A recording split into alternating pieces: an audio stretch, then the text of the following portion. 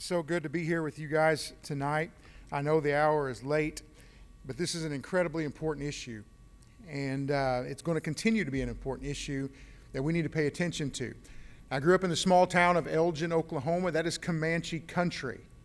And when I say Comanche country, if you're not familiar with Comanche people, there's a great book called Empire of the Summer Moon. And if you want that history, it's there for you. But what you'll find out at the end of that book is that Comanches were some mean people.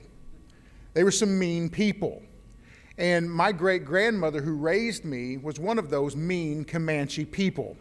And she practiced what she called Indian medicine on us all the time.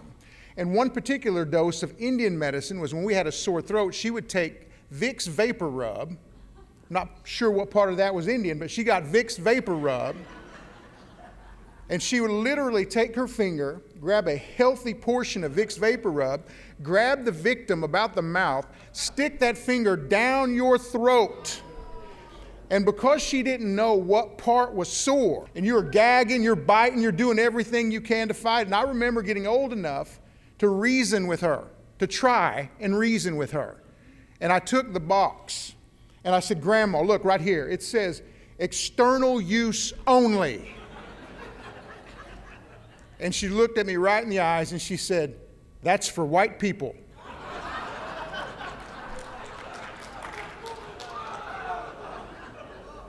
I said, "I want to be white. I don't want to do this anymore."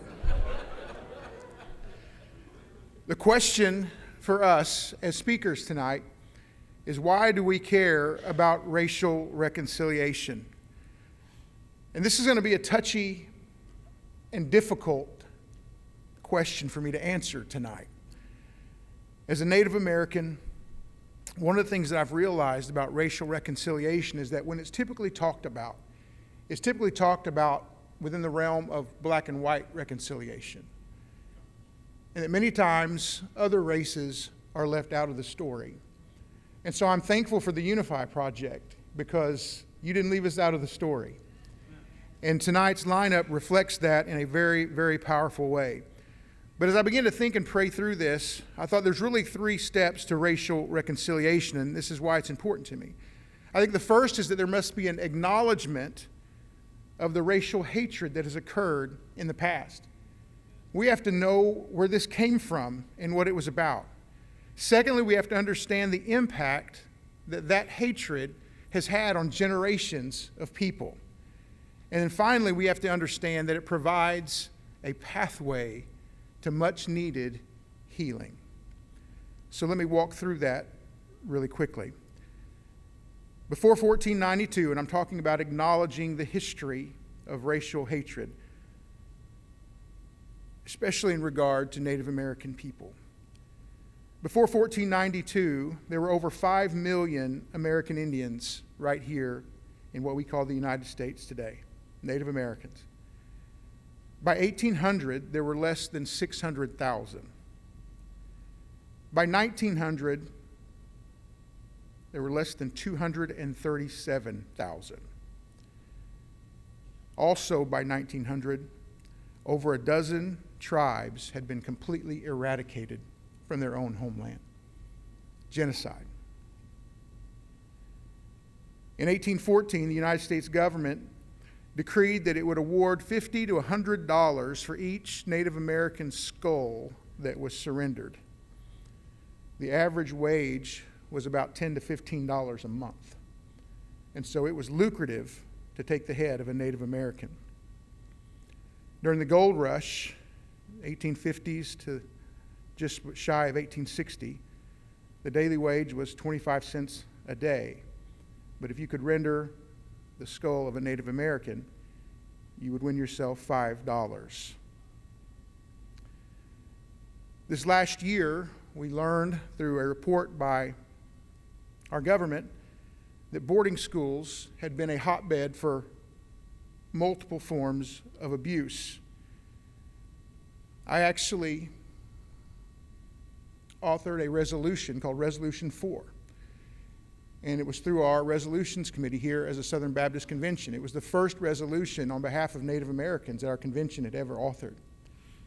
And I will tell you, it has been one of the most healing things for Native American people. I've gotten to see it over the last year. I was at the very first Department of the Interior Road to Healing tour stop. I went there just to listen. I just went there to listen. And I got to meet with survivors of boarding school abuse. And I listened to them tell their stories firsthand. In my mind and my heart, I thought it was happened so far ago, there couldn't be any survivors, but there were survivors here. And I remember listening to a survivor talk about how she was taken away from her family at 5 years old. Just showed up one day. Somebody came and took her from her family. They didn't get to say goodbye. They didn't have any decent parting. They just took her from her family. Wheeled her into a small room, stripped her of her clothes, cut off all of her hair, doused her in kerosene, and then gave her a bath in lye soap, washing not just her body but her mouth, and washing her body with what's the equivalent of a toilet brush. And then when they were done cleaning her up, they took her across the street to the church, and they made her repent of being Native American. And that story was echoed. I could hear the pain in their voices as they were remembering these old elders, men and women, recalling stories over and over and over again.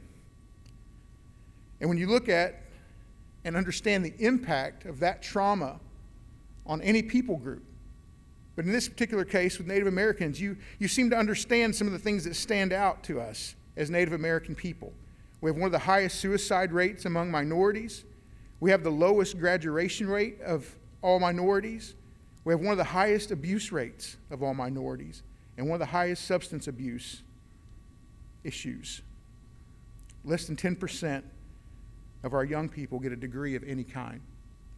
Less than 2% get anything higher than a master's degree. And so you've seen the generational impact of this racial hatred. But I stand here tonight not to elicit sympathy. I stand here tonight to elicit hope.